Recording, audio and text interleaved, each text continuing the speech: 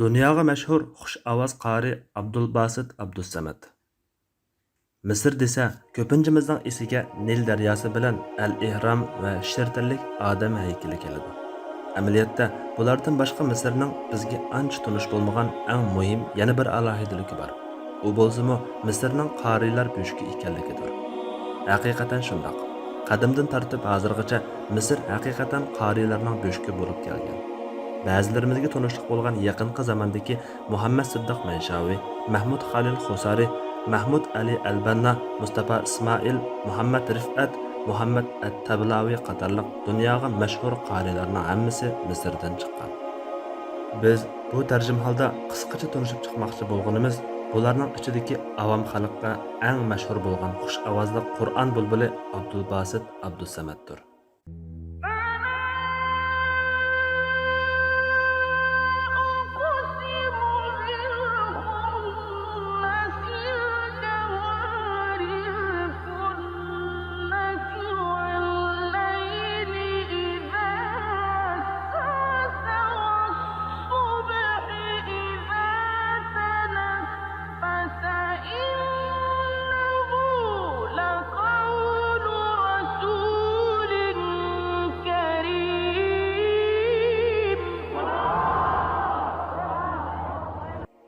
Onun tug'ilishi va o'sib yetilishi.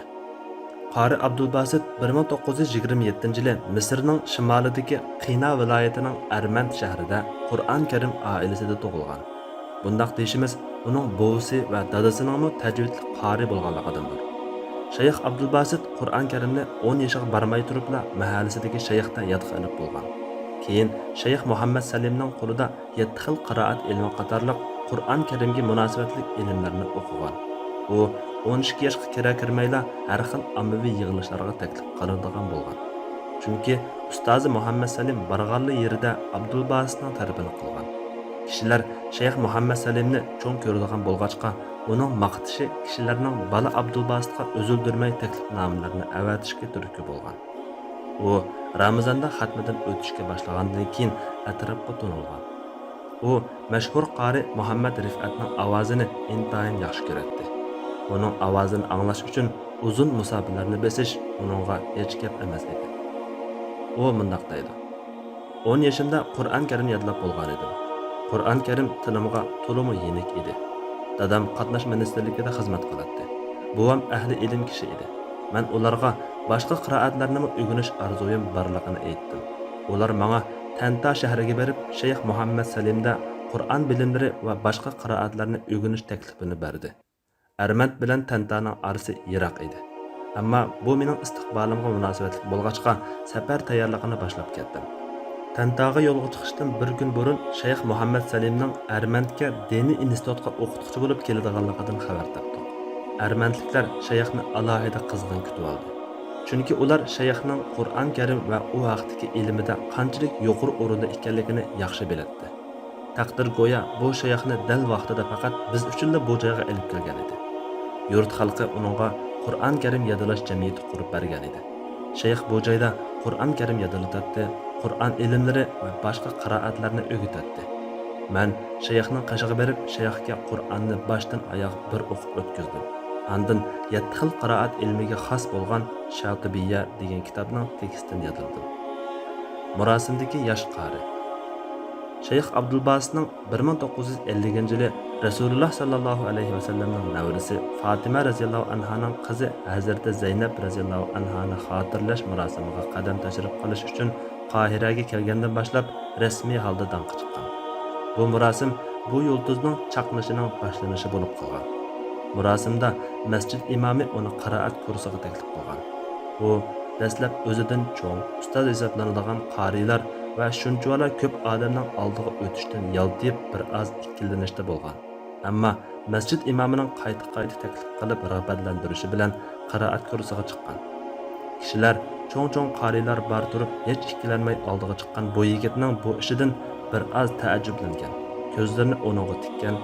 U qiroat kursiga joylashib olgandan keyin Ahzab surasining shubhasizki Alloh payg'ambarga rahmat qiladi. Farishtalarmi uning uchun mag'firat tilaydi.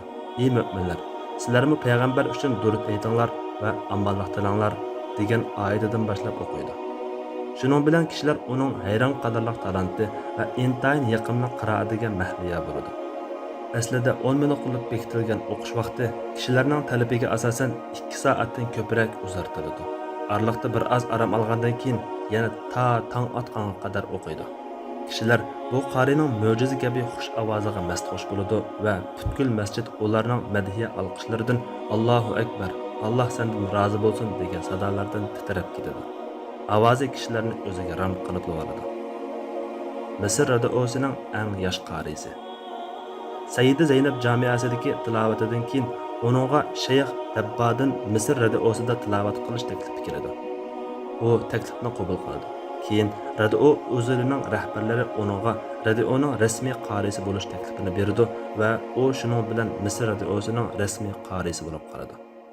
U radioda tunji tilovat qilishi bilan nomi butun Misrga, andin butun islom dunyosiga bo'lib ketadi. Uning tilovat qiladigan muqim vaqti har shanba kech edi. U radioda tilovat qilishga boshlab bir qancha oydan keyin radio o'zlining ehtiyoji tufayli yurti Armandan Qohiraning Sayyida Zaynab mahallasiga ko'chib keladi. Keyin Misrdagi masjidlarda yo'tkilib yurib, Misrdagi musulmonlarning Qur'on Karimga bo'lgan tashnaligini bir oz bo'lsa-mu qondirishga harakat qiladi. Uning xalqaro ziyoratlari. U radioga kelib, ma'lum mazgildan keyin dunyoning hamma yeridan uningga taklifnomalar kelishga boshlaydi. 1952-yili haj farzan ado qilish uchun dadasi bilan birga Makka mukarramaga safar qiladi. U Saudiyada taklifga binoan taratqularda tarqatilish uchun bir bo'liq qiroatlarni unga elib berdi. Haram masjidida, Madina Munavvaradagi payg'ambar masjidida tilovat qiladi. Shu vaqtda uningga Makka ovozi degan nom beriladi. U Saudiyada ilgari keyin bo'lib bir qancha qatim ziyoratda bo'ladi. U shuningdek keyin dunyodagi nurg'un davlatlarda taklifga binoan ziyoratda bo'ladi. Nagili barmasin shu yerdagi musulmonlar uni alohida kutib oladi va tilovatini anglash uchun misli ko'rilmagan darajada qarshi oladi. Masalan, Pokistonga taklif qilinganda shu vaqtdagi Pokistonning raisi shaxsan o'zi aydirimga chiqib kutib olgan va shayx taxa aeroplandan tushib bo'lolmasdila oldiga berib qo'l ilishib ko'rishgan. Indoneziyaga borganda poytaxt Jakartadagi eng chong masjidda qiroat qilgan bo'lib, masjidning ichida emas, balki o'pcho'rilarimi qiroat anglashga kelgan odamlar bilan liqqada to'lib ketgan. Masjid sirtidagi odamlar 1 kvadrat kilometr doiraga so'zilgan bo'lib, tong otqanga qadar o'ri turib shayxning qiroatini tinglagan. Bundaq ish boshqa davlatlardami ko'p qatim yuz bergan. U Arab islom davlatlaridan boshqa yana Osiyo va Afrikadagi Birma, Malayziya, Afg'oniston, Janubiy Afrika qatorliq nurg'un davlatlarni va Amerika Qo'shma Shtatlari, Fransiya, London, Hindiston qatorliq nurg'un joylarni ziyorat qilgan. Uning oyog'i tegmagan musulmonlar diyori asosan qolmagan. U erishgan hurmatlar. Shayx Abdulbasit hech qanday qari erishib boqmagan qadrlashga erishgan bo'lib, bu uning yarim asrga yaqin vaqtini faqat Qur'on Karim o'qish bilan o'tkazganligi, xush ovozli bo'lganidan boshqa yana go'zal axloq, fazilat sohibi bo'lganligidandir. Albatta, bu yarim asr jarayonida u g'oyat zo'r sondagi kishilarning duoyi tilaklari va yaxshi ko'rishiga noil bo'lgandan sirt, ularning taqdirlashlariga erishgan. Kishini ajablantirdigani shuki, bu hurmat va qadrlashlar vaqt o'tgan sari sustlashmoqda yo'q, balki texmi ortib beryotadi. U hayot vaqtida yana nurg'un davlatlarning ko'plagan medallarga erishgan bo'lib, ular tuvandagicha. 1959-yili Suriyaning bosh vaziri bergan medal. 1965-yili Malayziya hukumati bergan medal. 1975-yili Senegalning raisi bergan medal. 1980-yili Pokiston bergan oltin medal. 1984-yili Pokiston raisi Ziyaul Haq tarafidan berilgan o'limalar medali. Misr radiosi radio ta'sis qilinganligining 50 yil xotiri kunida bergan medal. 1987-yili Misr raisi Muhammad Husni Muborak bergan medal.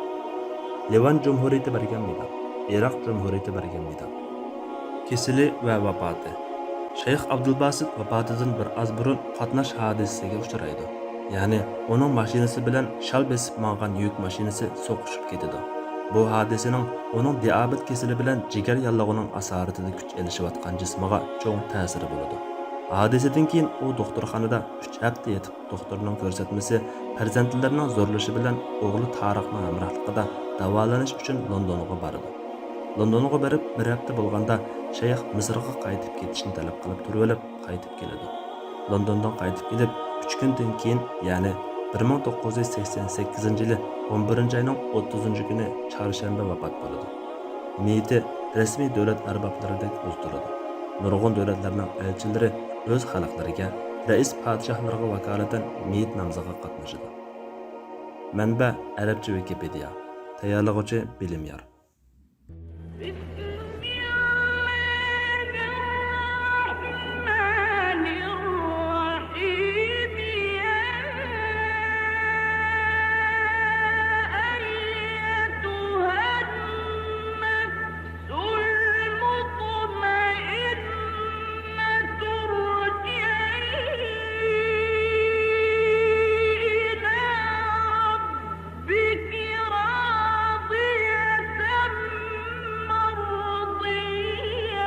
فادخلي